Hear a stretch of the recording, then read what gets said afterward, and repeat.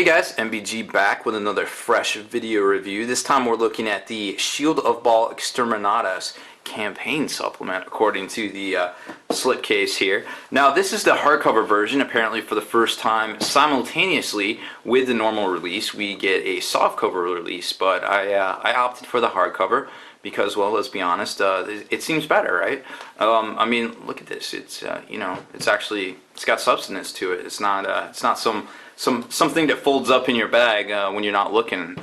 So kind of interesting stuff. Like on the back here, I kind of noticed this whole like a terrible dragon shall come like little prophecy of things back here, and I'm not really sure what it means. I read through the story a little bit, and I'm not really seeing it. Maybe they're talking about Necrons in general, but I'm not really getting it. Like the dragon is supposedly the big Necron star god that's like on Mars or whatever, or maybe that's the one that's in outer space. I forget, but it doesn't really kind of bring it all together for me when I read excerpts out of here. So I'm gonna read through the whole thing and report back, obviously, but I don't exactly know what's going on with that, except for the fact that we got Necrons, we got Flesh Terrors, and of course we got Blood Angels and lots of Tyranids.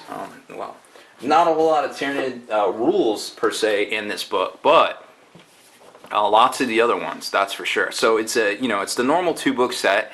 We got like basically the fluff variety here, kind of the end times pattern, so to speak, where you get this big book and then you get a little rules book. This is about your normal pages, and then you get the little like 65-page doodad here of just the rules. So let's flip through the fluff booklet. Now there isn't a table of contents in this thing, which was a little bit disparaging because I can't really summarize it when we kind of take a look there, but it does have lots of cool art, lots of cool gallery pictures, and then you kind of it just kind of jumps right into it, like, hey, this is happening, Tyranid invasion, oh boy, all sorts of things like that. So lots of cool artwork. We're not going to show every page here, but it's the normal end times format. Like you get kind of like a blurb about what's going on, and then it goes into, hey, this is the order of battle, which is basically like the forces, and then this is the battle itself back here. Now I will basically what kind of how it unwinds what's going on. There's a lot of Star Wars undertones in this, like Bespin Cloud City and Promethean refineries. I really like these little character profiles that it's new art of both the Tyranids and the Blood Angels. Let's see if I can find it here. It really reminds me of how the G.I. Joe comics were written, where you could buy that one G.I. Joe comic back in the 80s where it would show like all the each character, and it would show like a little profile picture of them and give their like bio. Not the data cards that came on the back of the figures, but like the actual, I forget what they were called, but it was like a whole comic just full of like their origins, and I really dug those. They were pretty neat.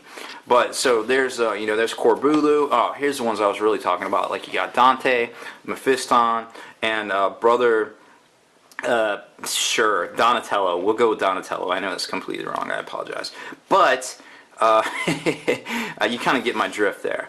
So pretty cool like premise, kind of how they split up into 3 different forces and kind of go after the Tyranids on this little battle plan and try to take out the system and try to kill as many Tyranids as possible. And of course the Necrons come along and they forge an alliance with them.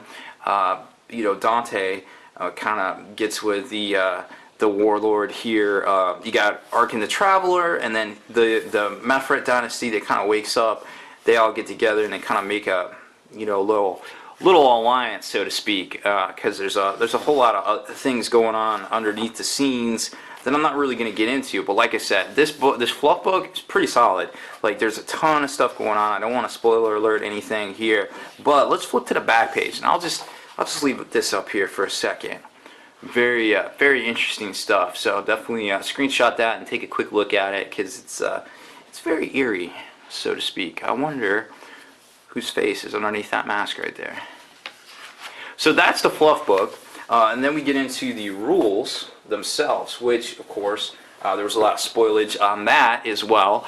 18 different data slates in this book. Some of them are good, some of them are formations. Here we go. You got Echoes of War missions, then you get into the data slates. Of course you got the Blood Angels, Flesh Terrors, and the Mefret Dynasty for Necrons, which there's no Tyranids in here. We had Tyranids first book, now we got these guys second book. So lots of Echoes of War things, and then it kind of gets into how the data sheets work, some what fluff pages and things like that, and then the actual data slates as well as there's Warlord tactics for the Blood Angels, the Flesh Tearers, and the Necrons themselves. I'm not sure exactly what has been spoiled of these already, but there's the Blood Angel one. And then it kind of gets into the Archangel Strike Force, and then a bunch of data slates.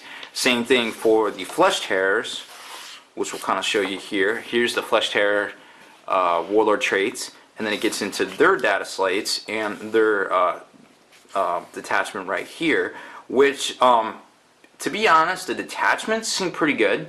The formations themselves seem a little lackluster, and then it seems like the last formation of the set is like a combination of several of the data slates ahead of it. So it's kind of like, well, you're not really going to play these competitively. These are going to be like 3,000, 4,000 point jobs, but it's kind of cool that they're in here in the first place. Lots of cool new art, like, Strike Force Razorwind. Hey, it requires this and this. Well, that's a lot of stuff once you start looking through the book here, but that's okay.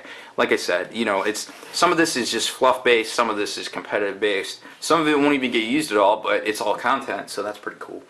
So here is the Mephrit Dynasty one. We saw a lot of leaks of this. Pretty cool, actual war gear and the Warlord traits, and then it gets into, boom, there they are. The Conclave of the Burning one, I think, actually wasn't spoiled, but it's only Satan shards. It's not the actual Transcended Satan itself.